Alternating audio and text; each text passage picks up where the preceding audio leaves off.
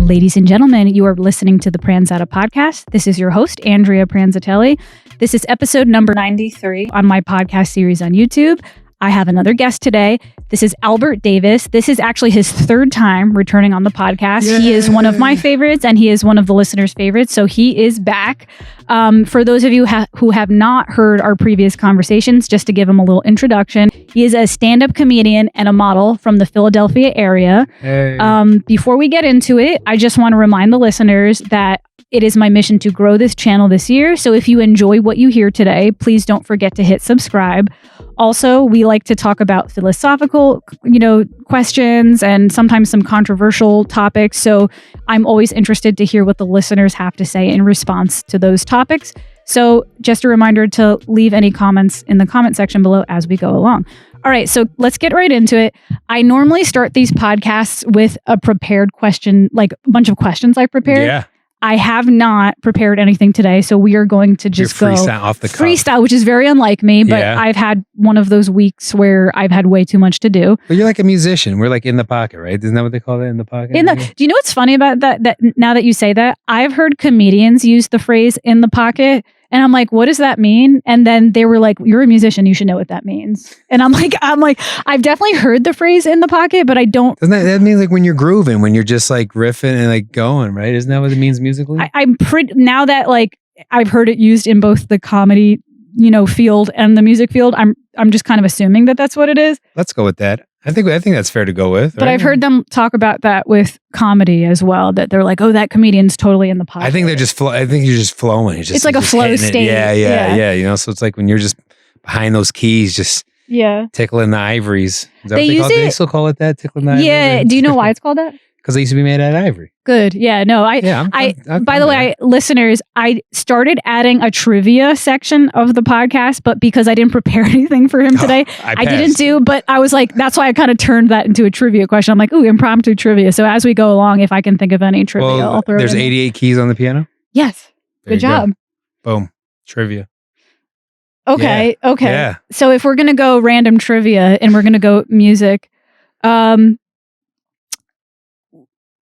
why is the piano called piano? Oh, what is this? Because Ronnie Piano. Everybody knows Ronnie Piano. No, I don't know what the fuck it's called. So this is the random trivia. Is it Italian? It is. Okay. So this is the random trivia of the day. I usually do 3, but because I didn't prepare, we're just going to do this one. In relation to the piano, the full name of a piano is called piano forte. Want to try to guess why? No. Well... There used to be another thing that was piano. Was that called a harpsichord? You're on the right track. This is 100% on the right track. So that was like a kind of a piano, right? And then like an organ was kind of a piano. Yes. So that's a piano forte because it's why? It's forte is piano. I don't know. I mean, so in Italian, forte means strong and piano means soft. So prior to the piano, the harpsichord didn't have the ability to play loud notes and soft notes. Yeah, harpsichord is kind of. It's very mundane. It's very monotone. Yeah. So they literally named the instrument loud soft. Like in Italian, it's just like loud soft. Well, that makes sense because you can really hammer on the keys and get like, and then you can also get like. Yeah. So trivia of the day. Well, what's your favorite classical piano piece? Piece? That's really hard to say. I could go with composers. Okay, hit me with the who's the GOAT? Okay, another random trivia. Who's the GOAT? I mean, it's subjective, but I'm pretty sure if you're into piano, you'll know who I'm talking about. Who's a very prolific GOAT of a Polish pianist? Polish? Yes. Chopin. Good job. And my other favorite pianist is the GOAT of German. He's Beethoven. Well, yes, but there's another one who's like the before that in the Baroque era. I don't know that. Bach. Oh, you had to know Sebastian it's Bach. Yeah, Sebastian Bach. I would say Bach and Chopin are probably my 2 favorite composers. Okay, and I like Scott Joplin. I like Scott Joplin too. I'm actually ragtime, right? The father of ragtime. Yeah, the entertainer, Scott Joplin. That's funny you say that because I've actually recently transitioned from classical to ragtime because I feel like while classical is my roots, I feel like it's not really there's not really much you could do with classical music today. You can enjoy it. Like, you can enjoy it and perform it for people, but I want to play things that are more relevant. So I've kind of transitioned into ragtime, because I feel like that's something that like brings joy to a lot of people. Ragtime. Well, it's got a good bounce. It's it's almost like the trap music, or I don't know, not trap music, but it's like a different style of doing the same thing. It's doing the same thing differently. Yeah. And it does have a bounce to it that people like, the entertainer. Okay, I did want to tell you about the crazy dream I had yesterday that involved you. Am I playing the piano in this dream? No. So I started watching South Park recently. Are you a fan of South Park? I am. I have never seen it before, so I'm literally watching all the seasons. Like season 1? I literally started from season 1 and I'm on season 10, and this happened all in a span of like 2 months. So I've been watching a lot of it. Last night there was a crazy episode, and for those who are South Park fans, you probably know what I'm talking about. It's an episode where there's lice. Do you know what I'm talking about? The lice episode? So there's lice inside like the classroom, like the people in the classroom's head, like their hair. And they do, like, South Park is so smart about like the way they do things. They do a whole storyline about like the life that the lice live inside the head. And I think it's poking fun at like existential stuff with humans, because they're like, look at the earth. Maybe the earth is aware and it's trying to get rid of us. Like stuff that we would, and they like talk about believing God, and like when it rains, it's literally like a shower. Yeah. When they take a shower, they're like, it's raining. Interesting. So it's like, it's a crazy episode. I was really high on edibles when I watched it. Nice. So I feel like that dream, or that episode somehow got in my head, because I had this wild dream that I was picked up by a spaceship and taken to some other like universe that was inside of a whale's stomach. Nice. Which I feel like is a metaphor of some kind. Well, Jonah was inside the whale. Yeah. But you're not a religious person, are you? No. Okay. So that's why I think it's even weirder, because I don't really even know what the metaphor is, but we were picked up by a spaceship, taken into this whale. You were already living in the whale for a year. Somehow you were there. Okay. And I think it's like I was telling you before, I think it's because my brain was somehow like, okay, I got to get ready for Allie's coming tomorrow. So somehow you ended up, you were in my head. So you ended up there, you were in, and then I was like, I was telling everybody inside the whale that I knew a way to get us out back to our motherland, like back to the homeland. Okay. And you argued, you're like, no, you're like, I live here now. Here. Like, no, but the world, the whale world was going to end. And you were okay with it. You were like, no, I'd rather stay here. I'd rather stay in the whale than die than go back to planet Earth. Which I feel like isn't really your personality. Like, stay in the whale and die, well, that's probably a pretty deep dream. Yeah, I don't know. It's like, I'd rather be happy and know it's going to end than go back to the place where I'm not very happy. Yeah. So it was a wild dream. Wow. What would you rather? Would you rather stay in a place where you're happy knowing when the end was?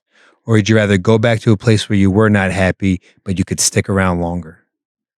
I mean, if you put it that way, I'd rather stay in the place that I knew I was happy. And when is it going to end? Yeah. That's pretty intense. That was deep. That's probably what your dream meant. It's funny because or you were just high when you went to bed. There's been a lot. You had a high dream.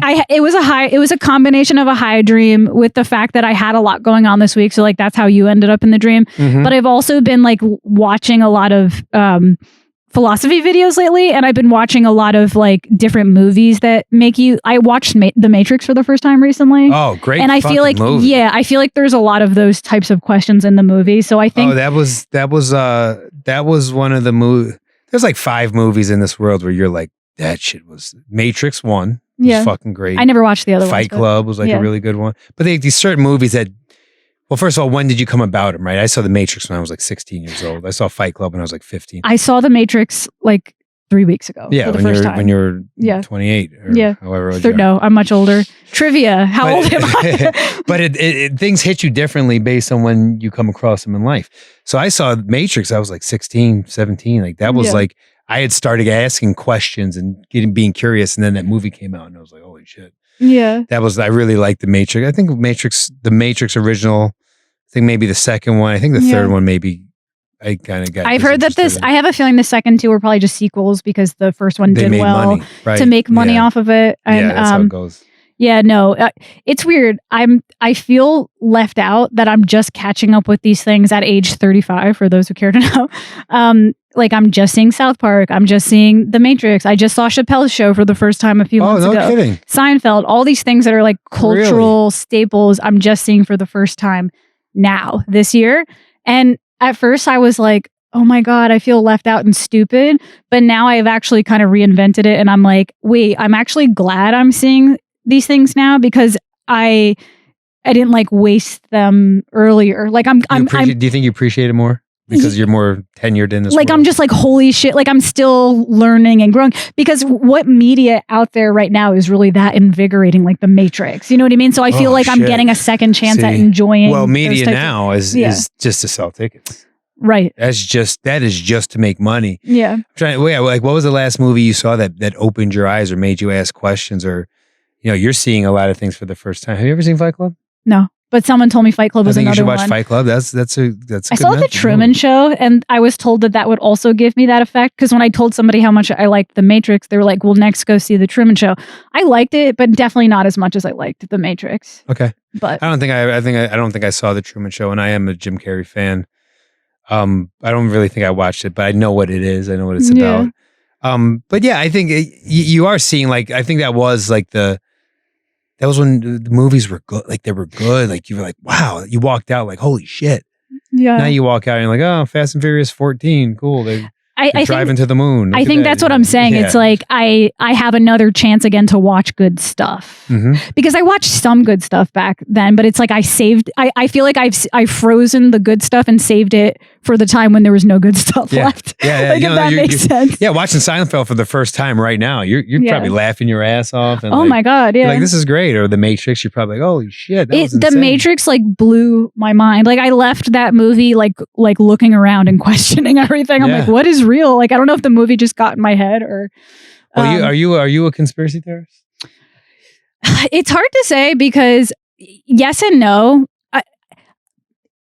Let's talk about the word conspiracy theorist because I feel like that is a word that if you believe in anything that's quote unquote a conspiracy theorist, you're now labeled as a total maniac. A crazy person. A crazy person, right? You're like counter society. Yes. You kind of have some hate in your blood even. Well, I think conspiracy are very interesting because if you want to, if you are open to believing in a conspiracy, everything can be a conspiracy. Yeah. You know what I mean? I could be like, oh, my birthday's in January and this happened in 112 and my locker in high school was 112 and how and you can make these connections. So I kind of has connections. I kind of wonder what is technically considered a conspiracy theory. So would a conspiracy theory be a theory about something where the people are intentionally trying to harm you? So for example, I believe that there's junk food being sold to people in the United States just to make money off of them. Right. Would that be considered a conspiracy theory, or is that just like, well, that's just a fact? Like, you know what I mean? Right. I think that's the most interesting thing about a conspiracy theory. Yeah. Is that we live in the conspiracy. Like I think to me, what a conspiracy is and what a conspiracy theory, what all that means is here's the show. Yeah. And then here's a sleight of hand and here's what we're really trying to do. Right. Right. So here, everybody look over here. And then on the back, there's this going on. Right. Right. So when you talk about like the sugar thing, that's not a theory. There are people who know that high fructose corn syrup and sugar is poison. Yeah. They knew that the food pyramid was bullshit. And there was a politician and a series of politicians who were paid to tell you that this is right. Yeah. That's true. Yeah. And in doing so, Nabisco, General Mills, these companies that own everything made so much fucking money. Yeah. And even now, there's not a person who knows what's going on who will tell you, eat as much high fructose corn syrup as you want, nothing bad will happen to you. Yeah. Everyone knows you shouldn't be doing that. Nonetheless, clear as day, it's out there and it's marketed towards kids and it's got nice colors and cool things and it's less expensive than the real food. But that is slowly killing people. So I guess where I'm not sure when it's considered a conspiracy theory or not is because I feel like there's different layers of that. So I definitely agree with the layer that this is cheap food and they make money. Like Right. when it comes to money, I'm like, yeah, I believe that there's a lot of corporations in the United States who are benefiting Soulless fucking, yeah. soulless stuff. But I guess the conspiracy part, is there an extra layer that goes along with it that they're like, we want to keep the poor down so the rich could be powerful? Is that actually in that, or is that just, you know what I mean? That's the part where I'm like, I don't know if I'm a conspiracy theorist in that sense, that I'm not sure if I go that deep with it, but I'm not but I'm open to those ideas. Right. So someone being like, you feed these people bad food, their brain doesn't develop at the same rate, which holds a group of people back longer. Yes. That would be like the conspiracy theory. Right. There are parts of that are 100% true. Okay. Right? Like sugar, high fructose corn syrup. Yes. And dyes and gums and all that stuff that's in these foods is bad for you. Yeah. 100%. Is it purposely being put in certain communities and areas to hold a group down? I guess that's the other layer of That's the other layer. So it's like, I go as far in the theory to say that they're trying to do it to make money and they don't give a shit. I'm not sure if I go as far to like get as deep as like they're trying to control the population. Well, let me ask you this. Yeah.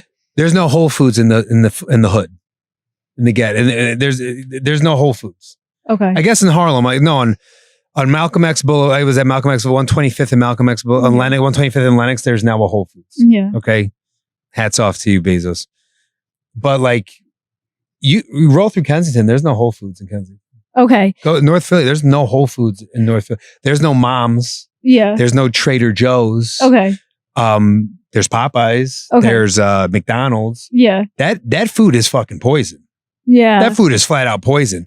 So I guess you would start to ask the question, well, hold on, how come these guys aren't getting a crack at the organic chickens? Yeah. Why are they getting the deep fried bullshit Popeyes chicken? How come they're not getting that organic shit that we're getting over here at Wegmans? Is it, well, now I'm contradicting myself. Part of me is thinking like maybe it's because those types of places like Whole Foods usually take up corporate space, but I'm like, wait a second, but KFC is a corporation. Right. So I guess that I'm telling you, there's space in Kensington. There's plenty of space for a Whole Foods. Yeah. But there isn't one. Gotcha. So why are those people not getting the opportunity to eat the good chicken? To eat. Why do they have to? Why? And I didn't mean chicken to be funny. I'm just saying organic. Why? I wasn't doing that. Just to clarify again, he is black. I don't know if you can tell by the lighting. We had to say this last time too. We're like, because I think you said the N-word, and I was like, just to clear it up, he is black. Like a lot of people can't. Right, because you probably hear my voice, you probably can't tell. But like, but why do they have to? Why does that group of people have to drive an hour and 10 minutes to get the good beef? Yeah. To get the good and poultry. Why? Okay, here's if we're going to get into the theory. Why is it that healthy food is so much more money? Because I think the answer to that is because it's real food. Yeah. You can fake that shitty food. You can fake it. You know what I mean? But yeah, it's real food. Like, look, there's a Coca-Cola factory in Kensington. Yeah. So they got space. Yeah. But they haven't put the good food there. But yeah, I think it's because good food takes time, money, and energy to really create and put out there. Yeah. Shitty food is made in like a lab. Yeah. Or like, poor.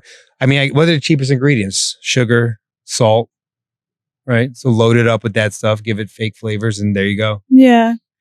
So is that a conspiracy theory? I don't really know, but I know that you don't see, there's not a Whole Foods in North Philly, and there's not a Whole Foods in Kensington. Yeah. There's not a Whole Foods. They don't exist. So if we're going back to, are you a conspiracy theorist? What about you? Are you?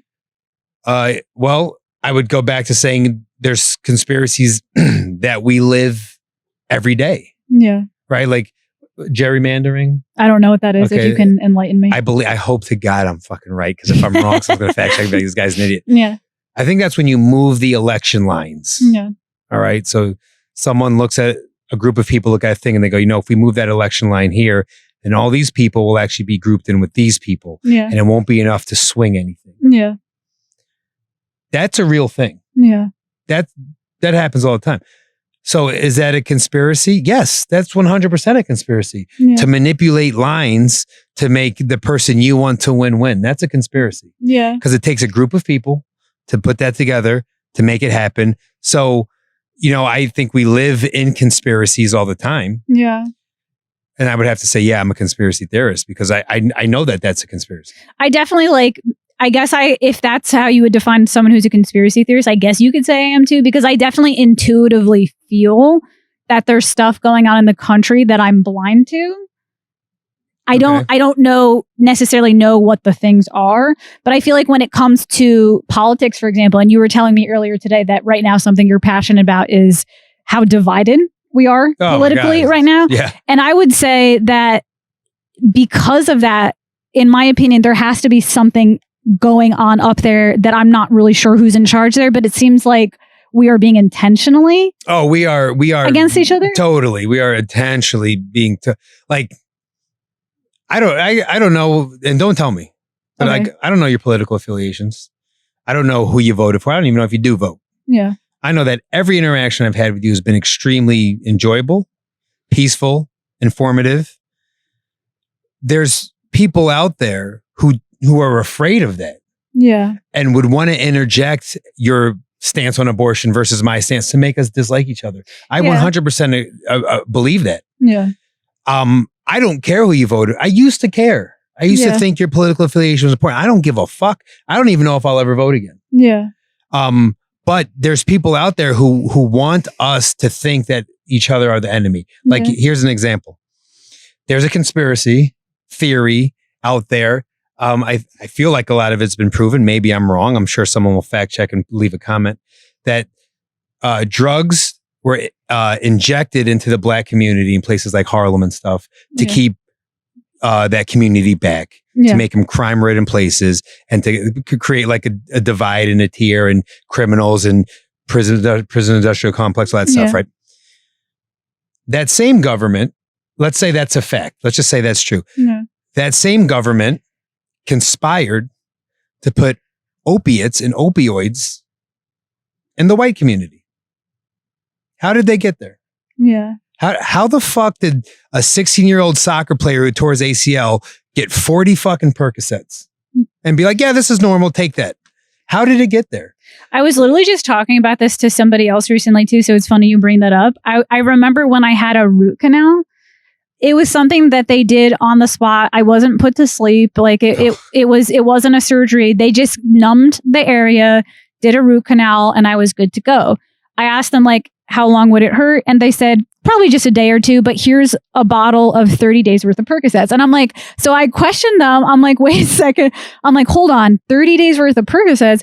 I'm like, I thought you said this would only hurt for one day. Yeah. And she's like, well, enjoy the addiction. She goes, well, just in case. And then I said, I followed up. I was like, isn't this addicting? And this was her response. And I don't, if there's a conspiracy here, I don't necessarily think she's part of the conspiracy. She might just not know. She's just a nurse. Doing what the doctor told her. She's just a dental assistant. I said, isn't this an addicting drug? Like if I take it for 30 days, can I become addicted? Her response was, only if you're a drug addict. And I'm like, how does that make any sense? Like, how do you think drug addicts are created? And my friend, I told that to, he's like, what, do drug addicts just sprout from the ground? And they're like a type of person? Like, it was general. Now let me ask you this. Now let me follow up on this. That opioid, those got there, a pharmaceutical rep, a pharmaceutical company, a pharmaceutical researcher, they all signed off and said, yeah, this is okay. Yeah. Then they had to get a politician. Several people say, yeah, that's a good idea. Then they had to get your insurance company. Yeah. All those people had to be in on that. Yeah.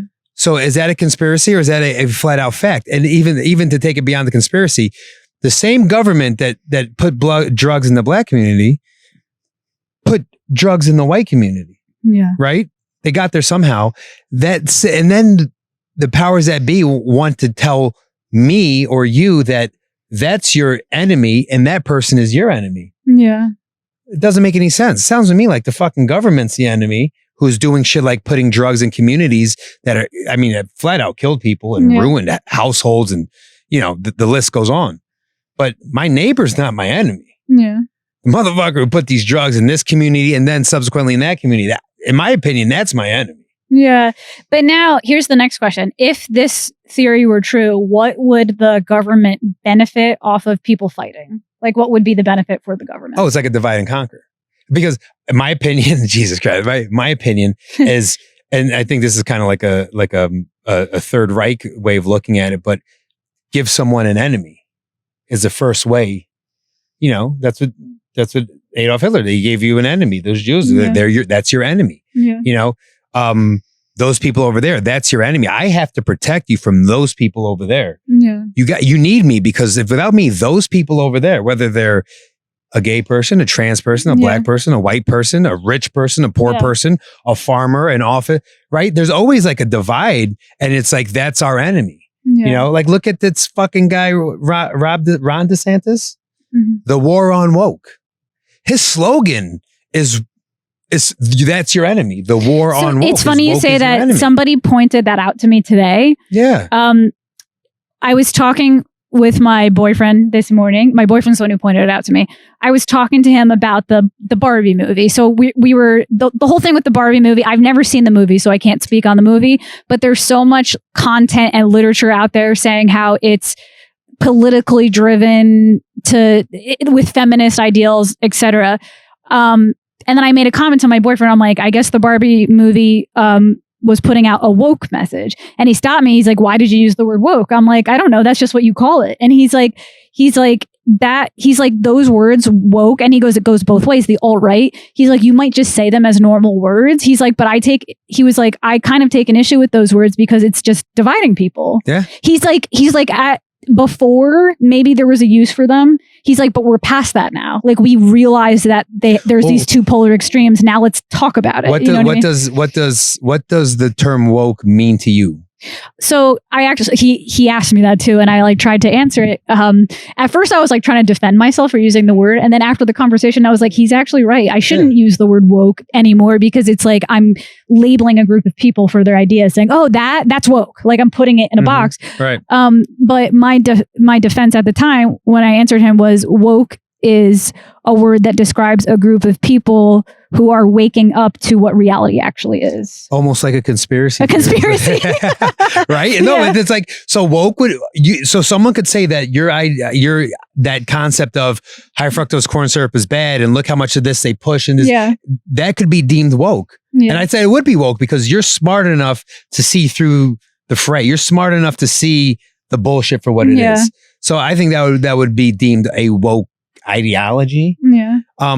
But yeah, I mean, the term woke, I mean, then that's what that guy did. He said, oh yeah, war on woke. So he gave everybody someone to dislike, or a group of people to pit against people as they're woke, we're not, and we don't like them. It's funny what you said before, because I thought of this as well. The people who label conspiracy theorists as bad people because they believe in certain conspiracies don't realize they're also conspiracy theorists. Right. Like we all are. Right. Like if you are anywhere on close to those two polar opposites, them being the woke and the alt-right, if your ideals are anywhere close to either of those edges, then that means on either side you believe in some sort of conspiracy. Yeah, because on because on the left side, the conspiracy is there's a lot of they're trying to keep us down with the mask. What is it? What's the word for the patriarchy? So they're trying to keep us down with the patriarchy. We need to change this. They're trying to keep us down with the gender stuff. So it's like you believe in this conspiracy that people are trying to oppress you. Mm-hmm. If you're on the other side, you believe in different conspiracies that involve vaccines and whatnot. Right. So it's both we can't they both have their conspiracies. Yeah. You know what I mean? Well, that dude, this DeSantis fella, they all got angry, right? Their whole thing has been cancel culture, which cancel culture does work. Yeah, it does work. It's called a boycott, right? That shit works. If you cancel a company and you hit them in the wallet, changes will happen because businesses are only around to make money. Yeah. So they used to, this cancel culture. They used to fucking hate cancel culture, and it was the worst thing ever. And then Bud Light went and hired a transgender person, and they all canceled Bud Light. Yeah. Which is the same thing they've been bitching about for years. So can you explain to me the Bud Light thing again? Barely. For people listening and for myself, because I've heard little bits and pieces about the Bud Light controversy, but I don't know. They hired a social media person who was a transgender person. Okay. That's all I know. Okay. And people who are war on woke people, they took offense to that.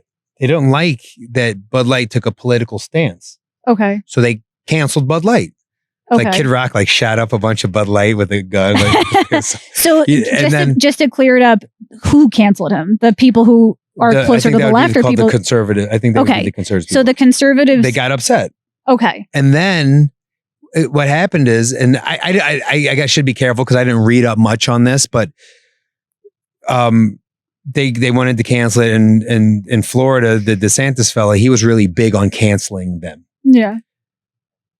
But then now he wants to sue them because the pension fund in Florida holds a lot of shares of Bud Light. Yeah. And he's saying Bud Light didn't uphold their obligation to their shareholders because they took a political stance that got them canceled and subsequently lost money. Yeah. But he was on the forefront of canceling them. Yeah. So that's just a bunch of fucking stupid rigmarole nonsense. But that's what they do. But we're not good at disagreeing. That's the problem. That's the problem, is we're not good at disagreeing. We should be able to disagree and talk and find out why. And it's okay if you disagree. Yeah. And you're not anti something if you disagree. Like, I don't believe in Jesus Christ. Okay. I don't believe that he was who he was, or I'm sure he existed, but I don't think his mom was a virgin. I don't think he's the son of the Lord that we have all never seen before. I don't believe that. But if you do, I'm not anti you. I'm not against you. I want you to be able to go to church and that's great. It's not for me, but I'm not against you. Right now, it's like, oh, you don't believe, you're against me. You're anti. It's like, I'm not against you. I just don't agree with you 100%. Yeah. Or maybe I agree with 20% of it, but I don't agree with the other percent. And we are now an all or nothing. You agree with me or you're against me, and I don't want to be around you, and you're a bad person. And that's fucking crazy to me. You know what's crazy to me is, why is it that with these political, it doesn't make sense to me that you can only be this way or that way as far as your beliefs go. Right. So all these different issues that you can say, okay, this is a right issue and this is a left issue. So for example, there's no debating this. If I say this phrase, abortion should be illegal, which side agrees with that? I mean, what we want to believe is that illegal, you can't have abortions. That's like the right wing conservatives says you can't. The liberals say you can. Okay. So, or here's a totally different issue. If I say all bathrooms we should have bathrooms that are multi-gendered, what side? Typically, the Republicans, they're the right.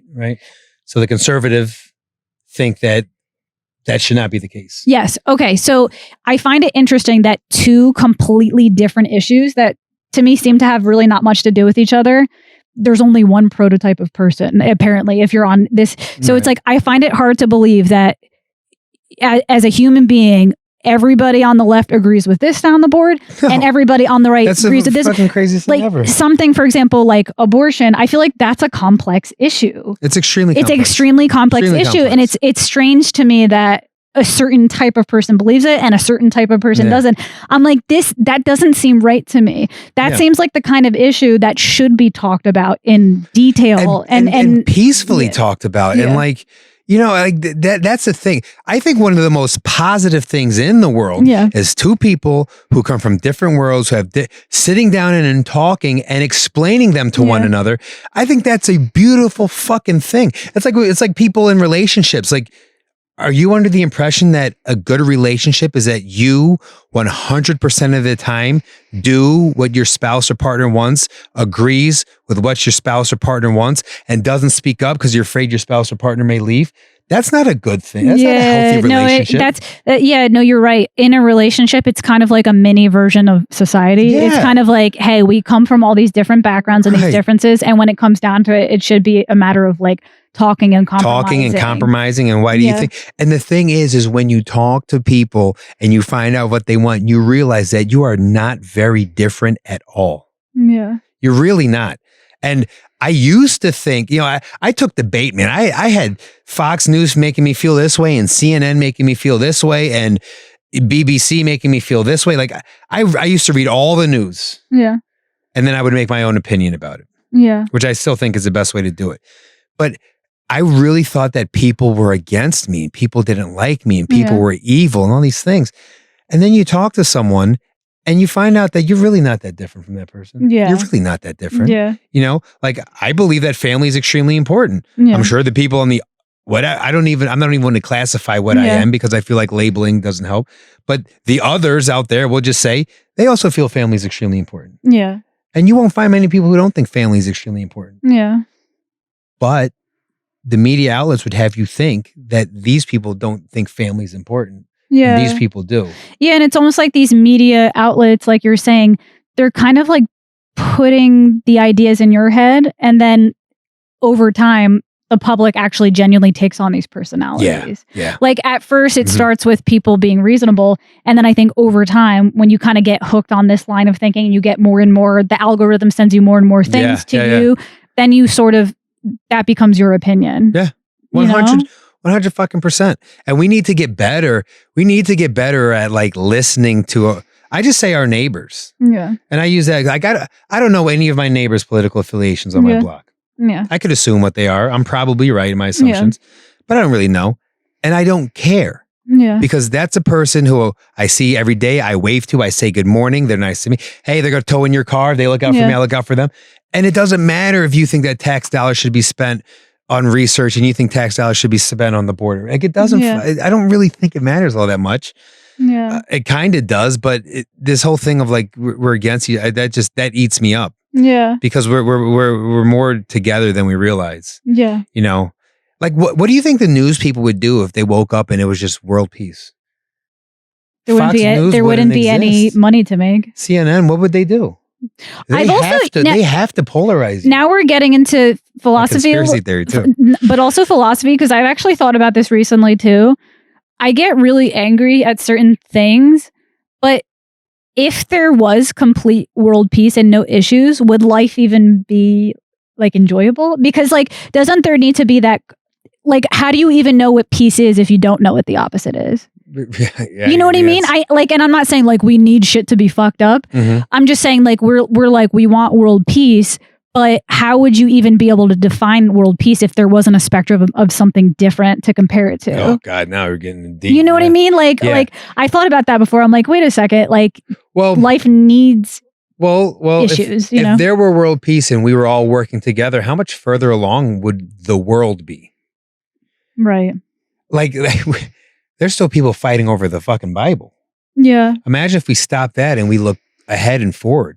Like those UFO sightings that we see on their planet, there's probably world peace. That's how they ended up 30 light years away fucking with us. Because they're like, we all like each other. Let's go see what they're doing. Yeah. And we're all down here like, we all hate each other and sitting on flights from here to Sydney that take 24 hours. And they're like, if you guys work together, you could have done this in like 15 minutes. I guess like, I don't know how to, that's a deep question. So I don't really know how to answer it. But whenever I try to answer questions like that, I just look at other species that aren't us.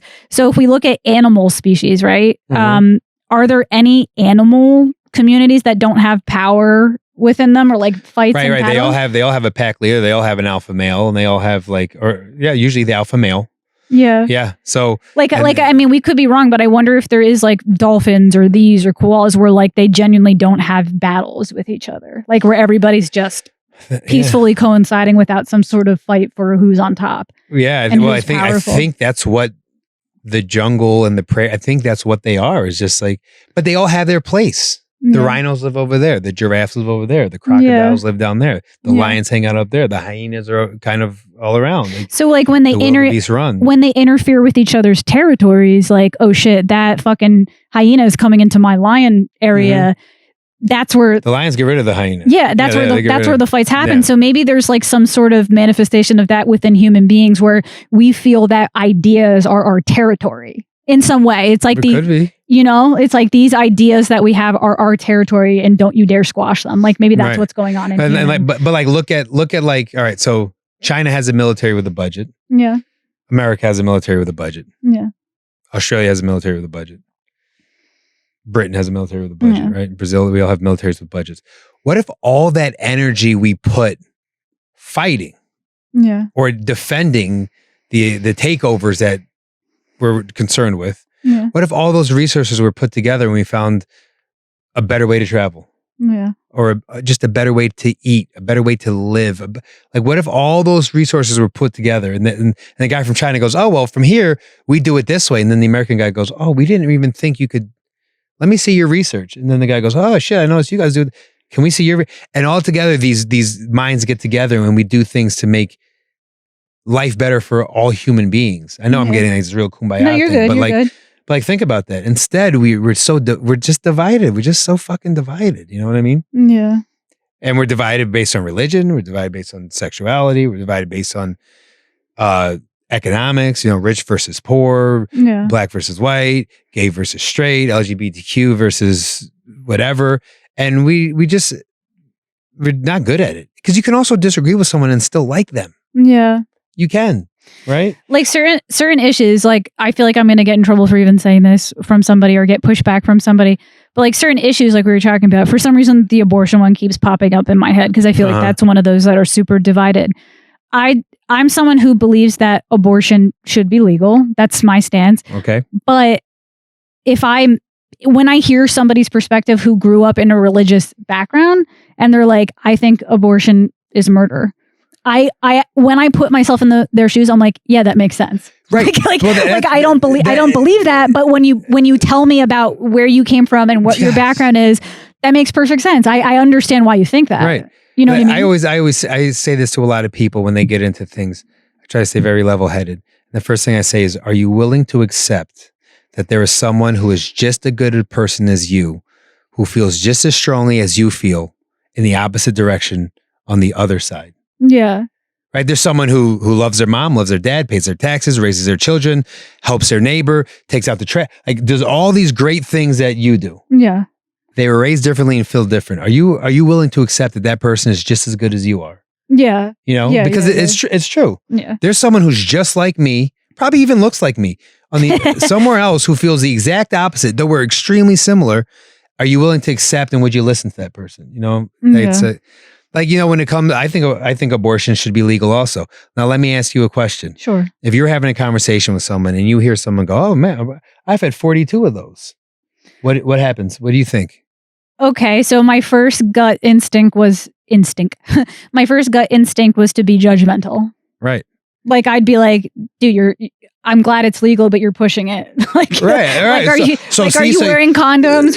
How many people? Like, yeah. So part of you feels like it's not the best thing in the world to do. Yeah. Right. The party, because you feel like, whoa, 42, holy shit, you didn't learn after 20. Yeah. And then you kind of feel like, wow, so see, you have a little bit in common with the person that thinks that abortion shouldn't be legal at all. That's what I'm saying. Yeah. It's like, the reasons why I think it should be legal is because there are genuine situations where someone was raped, somebody was in an unsafe situation. I don't think someone should have to carry through with a pregnancy that they were not. And then like some of the other arguments, like if it was a religious argument, they would be like, every life is a life. Perhaps God put this in your life for a reason. Okay. My argument to that was perhaps God put abortion into life for a reason. Right, like perhaps God created people that could create the technology for abortion so that you didn't have to be stuck. It's also very hard to tell someone who doesn't believe in God that God did this. Yeah. Because, you know, that's the thing too. Perhaps God did this. I don't believe. I don't think God did that because I don't believe in him, and he wouldn't have done that to me because I'm not one of his children. Yeah, but no, same exact thing. What you said. It's like, yes, I'm more a little liberal, I guess you could say, on the side of the abortion issue, but I could totally understand why someone could take issue. I think that you should be able to have an abortion, and you don't even have to tell me the reason why you want to have an abortion. To be 100% honest with you, I don't. That's not my fucking business. Yeah. All right. But just like you said, if someone came up to me and was like, I have 42 abortions, or if someone was like, what if you were hanging out with a group of girls or guys? Fuck it. Yeah. Right. And you guys were in Vegas having a good time partying, and someone was like, hey, we don't have any condoms, but fuck it. If shit goes down, we'll just have an abortion. How would you feel about hearing that statement? Repeat the statement again. So you're partying, having a good time, right? Yeah. And someone's like, oh, we don't have any condoms. And someone just replied with, who gives a shit? If you get pregnant, just have an abortion. I don't know if I'd respond. I think I would be like, I'm not getting involved in this one. But inside my head, I'd be thinking like, that's irresponsible. Right. Because so part of you feels like, wow, that's not how it should be being done. Here's another one too for you. So hypothetically for you. a lot of people say that it's not a man's business whatsoever if a woman gets an abortion. Okay. Okay, you're married again. Okay. If your wife was 7 months pregnant, 6 or 7 months pregnant, and you decided to keep the baby together, you're like, we're going to keep this child. And then 7 months in, she's like, I think I'm just going to get an abortion. Do you not have a say in that? Like, that's another thing. Right. I mean, you don't have a right to. I don't have a right to be tell angry. this person. You don't have the right to be sad. Like, you know what I mean? Exactly. So there's other things there too, where it's like, yes, in general, it's a woman's choice, but as the father of this child, and you've made an agreement and investment to make this work, and then she said, I have an emotional tie to this, and I'm looking forward to raising this young man or woman into a responsible member of society. And now this person just decides, and this person doesn't even have to tell me. They can leave for work on Monday and come back Tuesday, and my child is gone. I mean, to expect everyone in the world to agree with that and think that that's cool, that's kind of far-fetched. Yeah, so there are like nuanced situations where I mean, here's one that really gets me. My body, my choice. Okay, I made the choice to have a child. I now need $2,000 a month from you for the rest of until this child is 18 years old. Right. Yeah. Well, you just told me it was your body, your choice. Why the fuck are you asking me for money? Yeah. I always kind of feel like, listen, I think Dave Chappelle says it's one of the specials. If it's your body, your choice, right to abortion, do what makes you happy. But don't start going asking, don't legally make it that someone has to give you money every month for the decision you made. Right. That happens all the time. Right. Someone, hey, this is just some weekend pussy. We're out in Vegas having a good time. But next thing you know, it's like, I have a child and now I need you to give me money every month till this child is 18 years old. Right. And it's like, well, we didn't agree on that. What the fuck are you talking about? I think that's not the coolest thing in the world you can do either. Yeah. I mean, you hear stories. There's people who make $50 million a year. Yeah. There's people who pay $300,000 per month in child support. Yeah. If it costs you $300,000 per month, you're doing it wrong. Okay. Right? Like, per month for a child? Like, that's not. And then meanwhile, this person's driving around in this car and living in this household and has this whole lifestyle afforded to them. And it's like, wait a minute, this doesn't seem right to me either. Yeah. But, that's also the other aspect of that too. It's like, it's your body, your choice, but the semen came from the man's body. Like, right. I mean, I guess that's not their body because once the semen exits the body. Once it leaves the body, I don't know. Yeah, once it leaves the body, it's not. I mean, I wouldn't be surprised if we live in a world where people start signing agreements or having verbal agreements with people. Like before they have sex. Like what's your name? Yeah. Okay, so you agree if we have a child, I would not be surprised. I'm sure, I think there's celebrities who have people sign NDAs and shit just to like get a blowjob, right? So I wouldn't be surprised if people start going, Your Honor, we agreed before the baby was born, here we go, that if she got pregnant, I was going to be on the hook. Here's video proof. And do you know what's something else I noticed that changed in society very much? And I do like a little bit in comedy about it. I'm like, I can't tell if I'm getting ugly or if people just aren't allowed to hit on each other anymore because when I was younger, I used to get hit on. And like, I don't anymore. And I'm like, I'm 35. I understand there could be like a societal change, but I just need to know like what I am. Like I need feedback. Am I busted or what's going on? So what's going on? So I actually asked one of my like young hot friends. I'm like, there's no, like she's hot. She's young. If she's not getting hit on, then it's society. And I asked her, I'm like, you're gorgeous. You're like 22 years old. Are you getting hit on? What'd she said, barely. And I said, okay, so it might not just be me. And what she said is people will DM her, but nobody will like come up to her in real life. Do you think she would really want that? Here's the thing, from my perspective, because I'm 35 years old, I don't want men coming up to me and bothering me, but I wouldn't mind just like a look. Like I wouldn't mind like that guy just looked at my ass. I'm good. Yeah. No, okay, that guy just looked at my ass. I know I'm still doing well. I just you feel appreciated, right? I just want some feedback. Like I just want to know. I just want to know where I stand. Well, okay. So we live in a world where people don't talk anymore. Yeah. Right? We were just talking about that. Like I don't like talking on the phone. So we live in a world where people don't talk anymore. Yeah. People really don't want to talk to strangers. And so there's also that though that goes on top of it. Like, because now if you like someone, you just DM them or you Tinder swipe them. So I've had situations like this where I would be sitting next to a man in real life, like sometimes at comedy events or whatever. Yep. The man acts like I don't exist. Like he doesn't look at me. He doesn't give me eye contact. Not even a friendly hello. How are you? Mm-hmm. The next day I'll get a DM. Hey, I really think you're cute. I'm like, you didn't even look at me. Now that's creepy. That's a little creepy. That's worse in my opinion, right? That's a little creepy. Yeah. That's a little weird. I think, hey, how you doing is a really good icebreaker. Yeah. Hey, and if you want to talk to, hey, how you doing? My name is Scott. I'd like to talk to you. You know what I mean? But I think guys are probably a little scared. But first of all, it's intimidating because there's a rejection factor. Yeah. They may not like you. Number two, maybe they feel like they're going to get canceled. I don't really fucking know. Yeah. And self-esteem plays a big role in that. Yeah. Like it's someone with high self-esteem is going to be like, hey, what's up? What's your name? Want a drink? And they're going to do like this whole thing. If you have a low self-esteem, I don't know. I mean, I'm married, so I don't have to worry about that shit anymore. Thank God. I'm glad I'm not dating. But what was it like for you when you were single before your wife? I have a very unapproachable face. Demeanor. Yeah. I have a very unapproachable demeanor. So people don't really. No one was ever really walking up to me. Were you on like the dating apps? Because I know you said you met your wife in person. I met my wife in person. Had the conversation in person. I mean, that went well. I was on the dating apps for a bit. How was that for you? It was fun. It was a lot of fun. So I guess you did well on it then. Because because it's almost like not a real world. Yeah. It's like, hey, let's go get drinks. You're good looking. I'm good looking.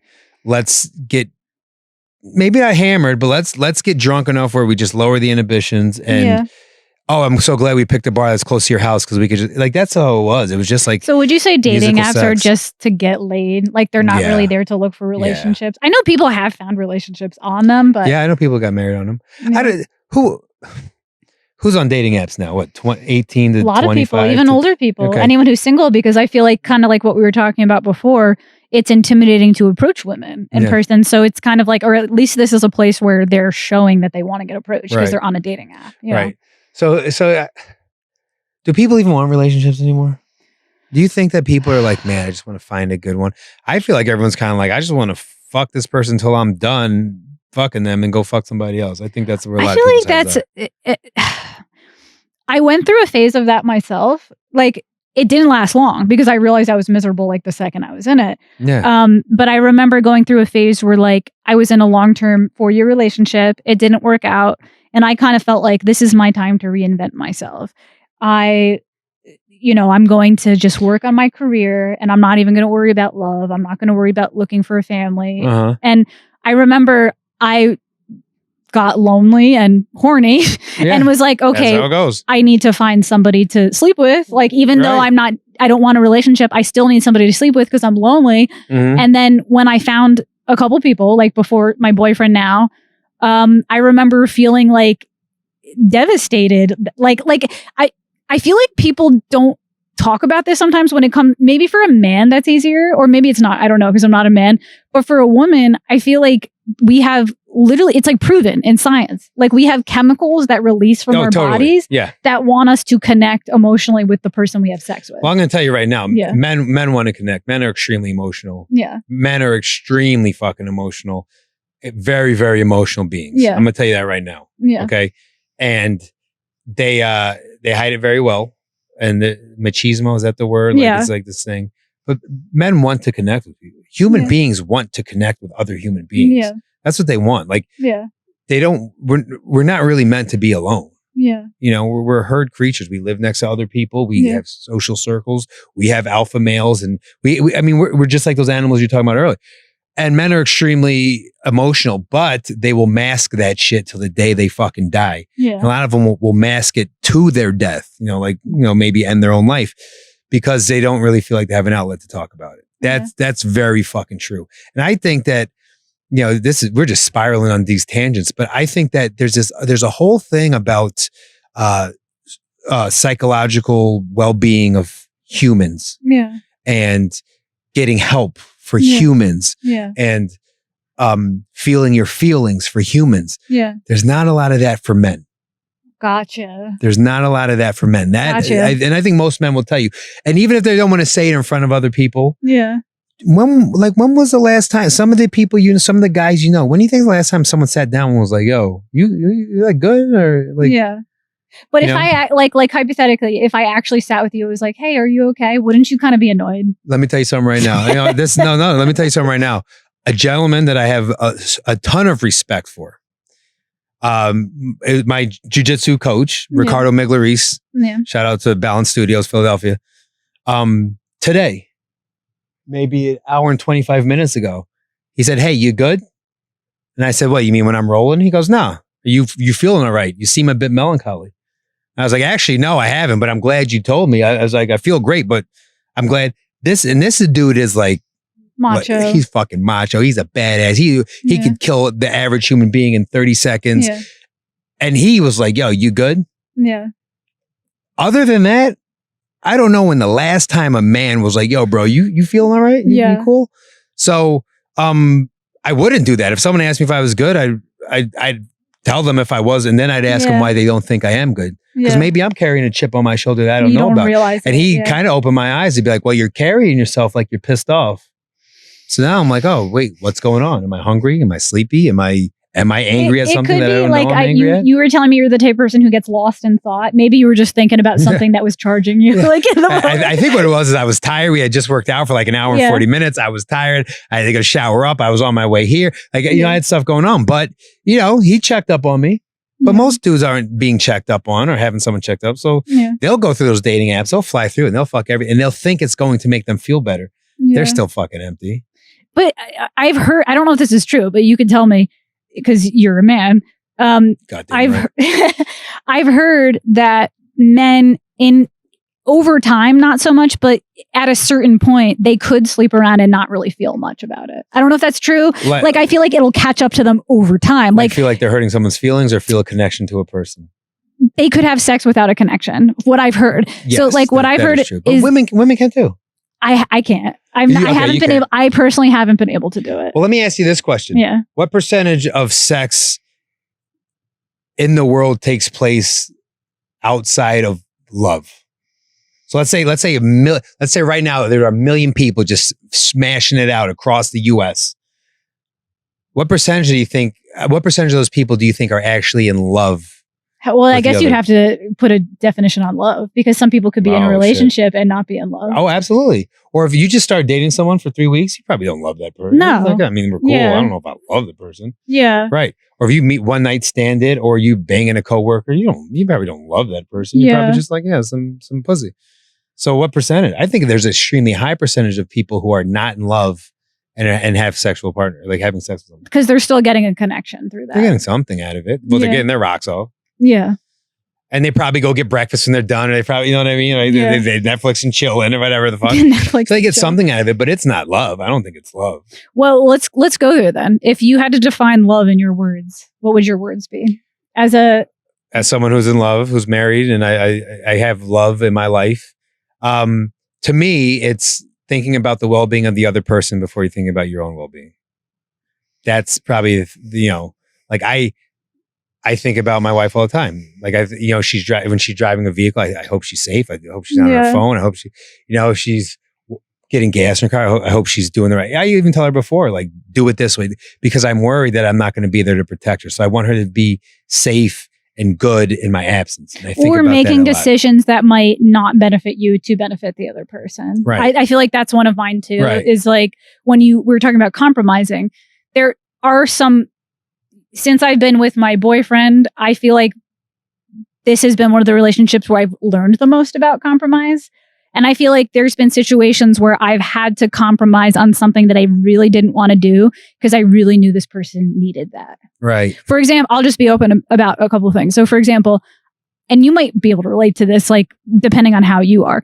I'm the type of person, when there's an issue, I need to talk about it right here, right now. I need to talk about it. He's the type of person that he needs space to think. I'm on his team. It might just be a male-female thing. I'm a space getter.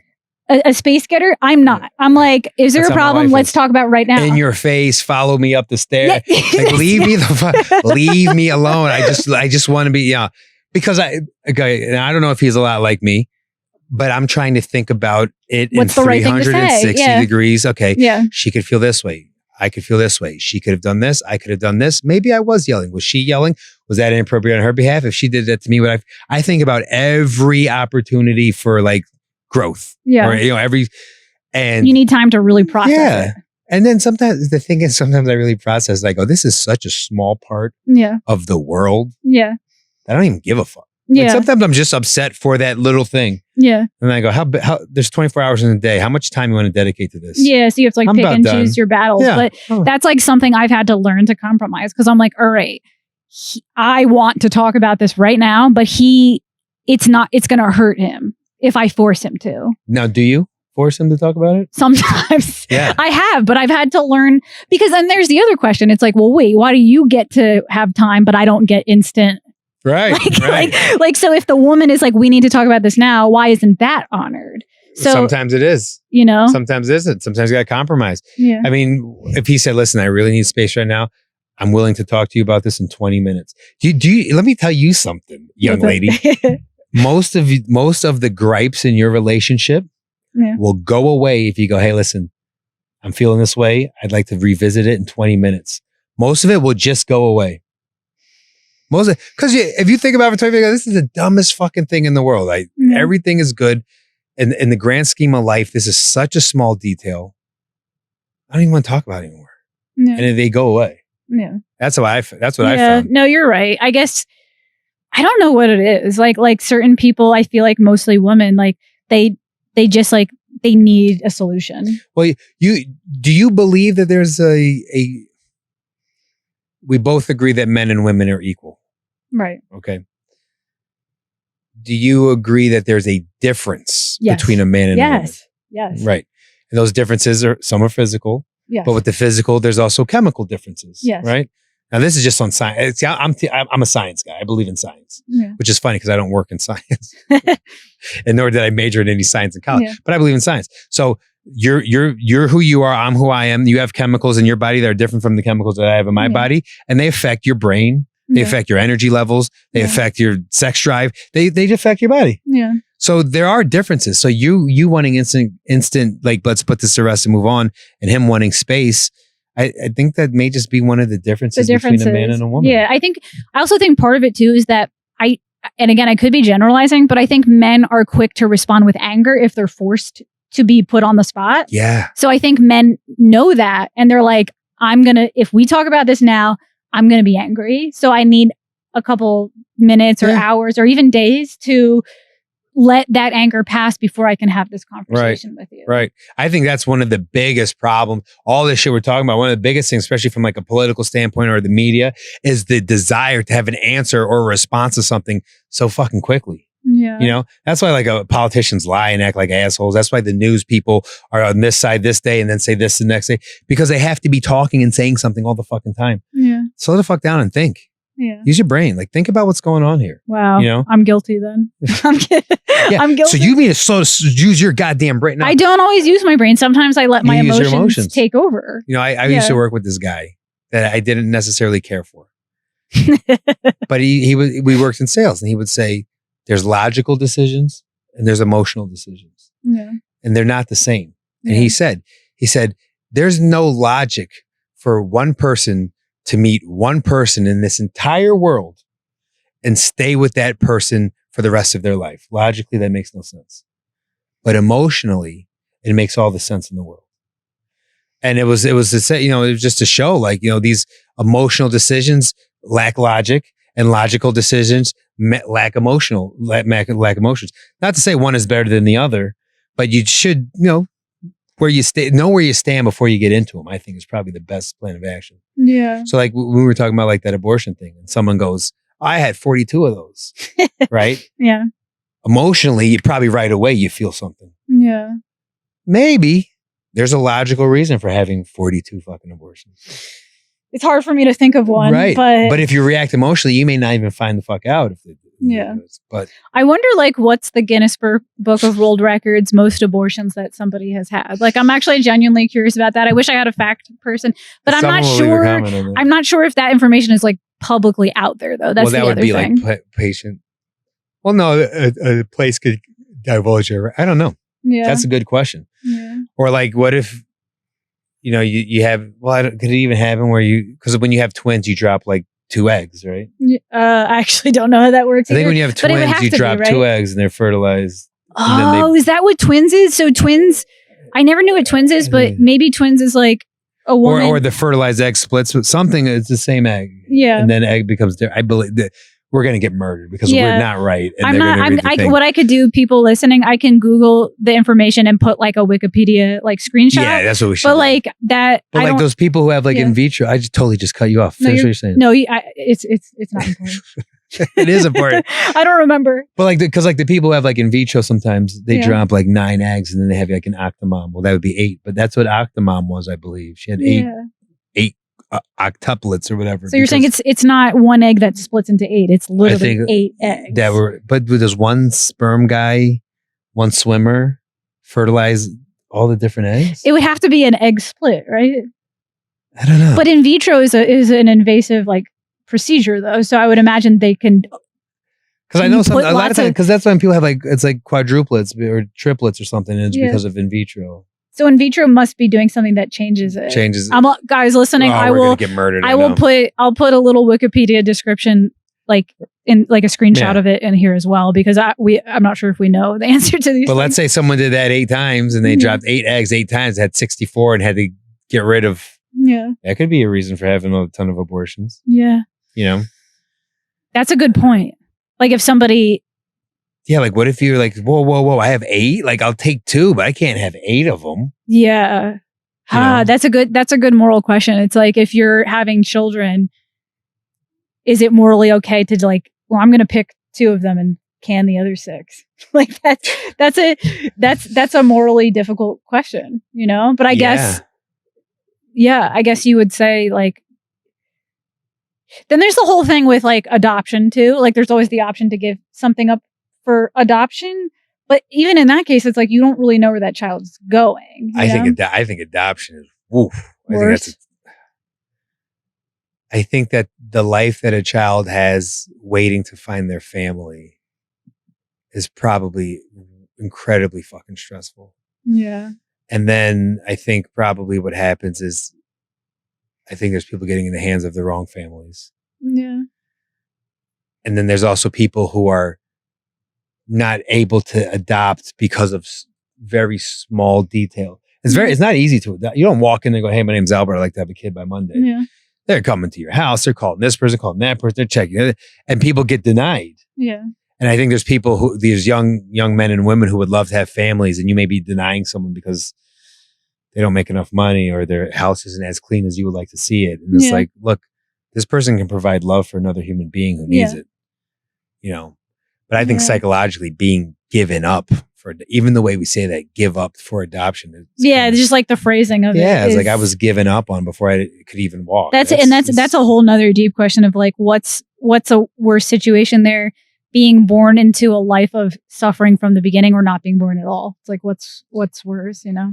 Oh man, that's a tough one, right? Like, yeah, I don't know. I don't know the answer. Yeah. And it's okay for us to not know. That's the other thing. It's okay to not know the answer. You don't have to have the answer all the time. You know, you can think about it and come to your own answer, but that's a tough one. Okay. So I have to go to work soon. So we're going to end the podcast here. But before we leave, I would like him to tell you guys about his podcast if you want to see more of him. Yeah. Seriously Dad. Which is great because we just talked about all these parental things. Myself and fellow Philadelphia comedian Jay Yoder put together this podcast. We used to be on the road, going to different shows and mics and all that stuff. And you always end up just talking about your kids. Mm-hmm. That's just what happens when you're a parent. And I said, hey, we should do a podcast where we just talk about our kids. And he was like, yeah, we should. And then we just did it. So it's real. It's funny. It sometimes gets a little emotional. Sometimes it gets deep. Sometimes it's extremely funny. We have different comedians on. Sometimes it's just us talking about the highs and lows of being a father. So check it out. Seriously Dad Podcast. Seriously Dad Podcast. Again, this has been the Pranzata Podcast. Oh, by the way, I will include below the information to the Seriously Dad Podcast. So Seriously it's easy. Dad, right there. Yeah, so it's easy for you to find it. See, if I do this, it's kind of cool, right? Let's do it together. Point at it. There you go. Again, this has been the Pranzata Podcast. We are getting so close to episode 100. It's kind of blowing my mind. Again, please don't forget to hit subscribe to help me grow this channel. Also, if you want to interject about anything we talked about today, add your opinion, your life story, you know, anything relatable to what we've talked about, please include that in the comment section. And that's it. Pranzata Podcast. Have a good day, guys. Bye. Peace.